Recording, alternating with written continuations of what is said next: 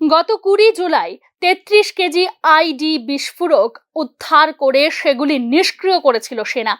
মণিপুরের সেই পূর্ব ইম্ফল জেলা থেকে 28 কেজি বিস্ফোরক উদ্ধার করল পুলিশ ও সেনার যৌথ বাহিনী।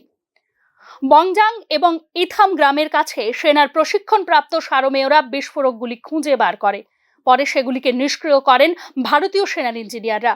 গত 3 মাসে বিস্ফোরক উদ্ধারের দিক থেকে নিরাপত্তা বাহিনীর দ্বিতীয় বৃহত্তম সাফল্য এটি। এই সাফল্যের ফলে অনেক প্রাণহানি ঠেকানো সম্ভব হয়েছে বলে জানিয়েছেন সেনা।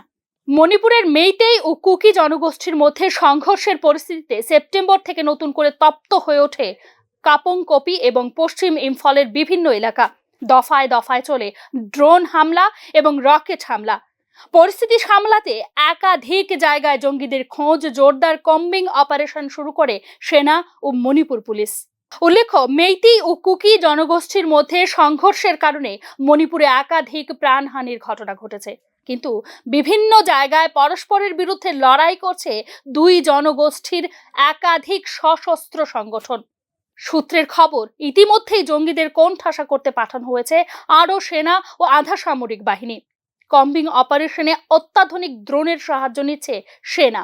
নিরাপত্তা বলয় আরও জোরদার করতে মায়ানমার সীমান্তে কাঁটাতারের বেড়া দেওয়া হবে বলে ঘোষণা করেছে কেন্দ্রীয় সরকার। ব্যুরো রিপোর্ট, নিউজ নাও।